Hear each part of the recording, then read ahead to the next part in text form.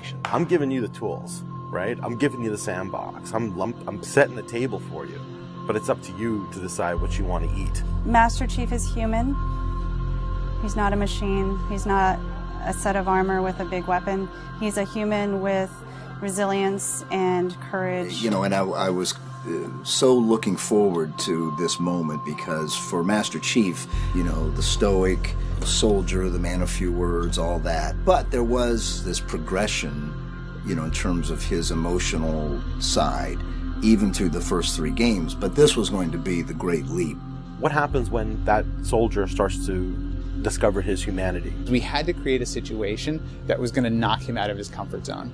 The Master Chief has settled into this comfort zone of being the hero. You know, it's interesting. Early on, we talked about the hero's journey, and like, how do you have a hero's journey when he's already a hero? What are the sacrifices that you need to make in order to preserve something as precious as humanity? The journey is the important part. The growth is the important part. And so really, where does he still need to go as a human? That became the key to not just the story of Halo 4, but the entire trilogy. We're really examining what sort of burdens a Guardian carries. In a lot of ways, the story that we're telling with Halo 4 is about putting Chief in circumstances where he's forced to change. He's forced to take stock of himself. In a way, Chief is a Guardian. Cortana is Chief's Guardian. The Forerunners were the Guardians of their own universe, and they might have to make a decision that not everyone is going to agree with and that some people might condemn.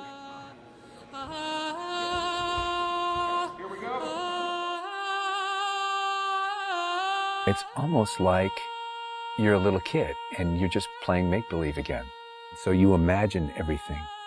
The table's here. The plinth for Cortana is here. There's a window here. Ready, go.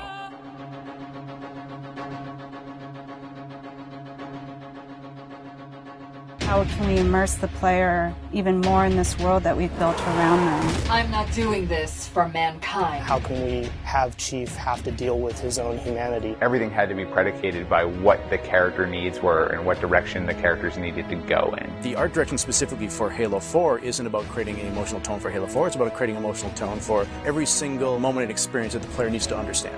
Similar to what movie said is that, you know, we build what we need to see. We can't look too far this way, it starts to fall apart. But back in here, things are looking good. Film is like, I'm going to create something, and it's going to be awesome, and I'm going to polish it, and I'm going to own it, but I'm going to share it with you, which is very different than game storytelling, which is I'm going to give you all the tools, I'm going to give you all the possibilities, and it's up to you to discover it. Answering questions and answering the directions that the narrative had already taken defined the path forward for us as we started to tell the story. We're always telling these huge, big stories. You've got Infinity, it's the biggest ship that has ever been launched. We've got Requiem, which is like the biggest Forerunner artifact we've ever found. But in the middle of all of that, we've got this very small personal story between Master Chief and Cortana. You tell a story with every detail that you put into a game. Immersion is really what allows somebody to believe your universe and also to become emotionally caught up in your universe. Ready to get back to work? I thought you'd never ask. How do we make sure the sights and the sounds and the things that they're feeling as a player inhabiting that suit really comes through more clearly? And you know, technology has allowed us to do that with much higher fidelity than back in the CE days. Okay, so those are definitely bigger ones. Yeah, those start to get. Just because we've got more people. Let's roll video. Yeah. So this will be just video and audio only, no face, no mocap.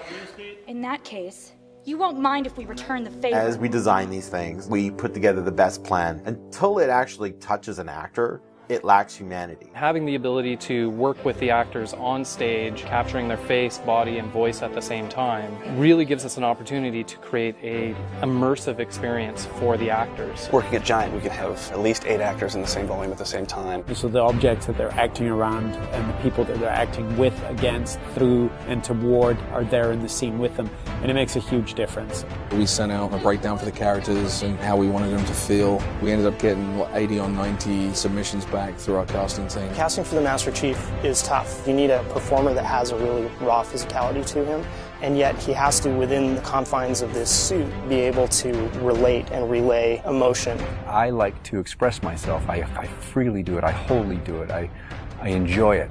And so pulling back on all of those instincts is what's required to play him. imagine that translating to a 3D model with huge armor and making sure the personality of Chief's movement comes through that armor was really critical. And that really came down to Bruce's acting, his physical stature, and really his physicality as he went through all of the performance. You'll never see his face or hear his voice, but all of the other actors that are playing off of him have received so much from him in their performances, and I think that they would all agree with that.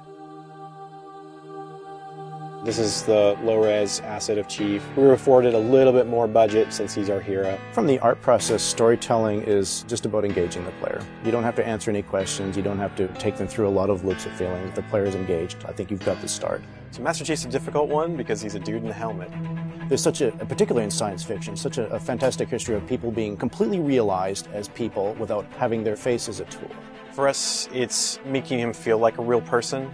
We have a nude male sculpt, and then from there we sculpt it on physically a tech suit. And on top of this, guys, when we spend time just doing all the details and trying to add some of that functionality, even little bits here and there like Braille, and this just reads 117. I think it's connected to having even more modern visual flow when it comes to his lines, his design, the way you follow the outline of Master Chief. Trying to put it into an area where it feels realistic, that it feels kind of tankish. What do you think of a tank? You think square, you think metal, there's some wear and tear on the edges. So those things we want to grab, put them on the Chief so it communicates that. The fingers are missing here on these. They have armor caps that come on, but he doesn't have armor caps on his trigger finger or thumb finger so that he could have more tactile sense when he's shooting and loading his weaponry. The last thing we just changed was his visor. His visor picks up the elements based on the room that he's in. We want to take every inch of the character to tell a story as much as we can. Above all, he still needs to connect to the player and they still need to understand him as being that character. It's somebody who's been very loved over the last 10 years.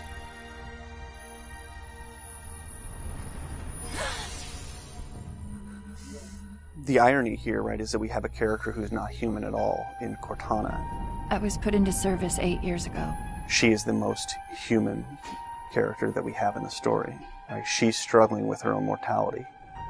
AIs deteriorate after 7, Chief. That's something that everybody struggles with. That's the most, human it gets. If we can just get back to Earth and find Halsey, she can fix this.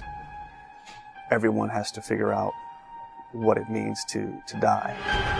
She's strong, she's convicted. She herself is going through a really difficult time in understanding the things that are happening to her. We were looking for somebody who really could bring just fire and stuff that's required for some of those sequences. We needed to make sure we found someone that had some innocence to her, but also could be very strong at the same time. If you imagine that you could have 20 emotions at one time, she has that. I will not allow you to leave this planet! She's really the heart of the game and the heart of Master Chief and explains what's going on and why it's a problem. I didn't mean to.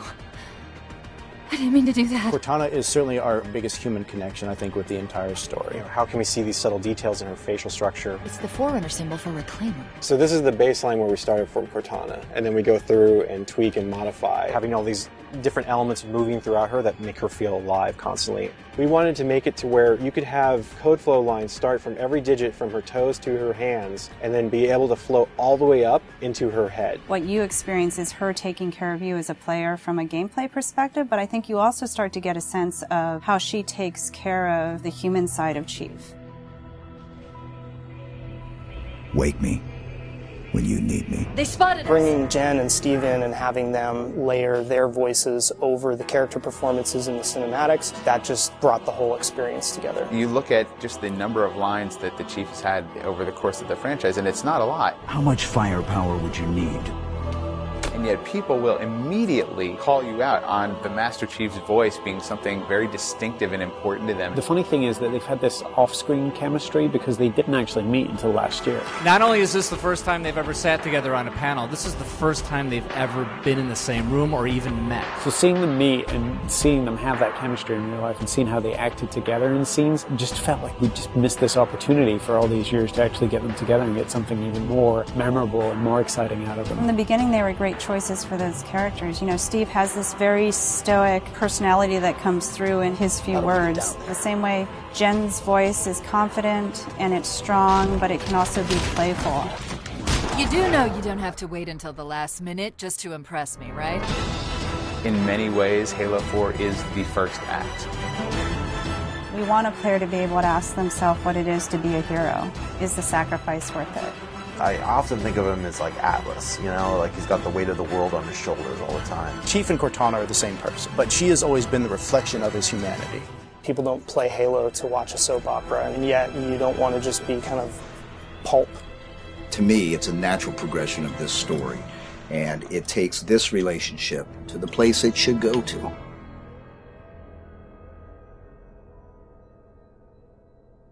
Don't make a girl a promise you can't keep.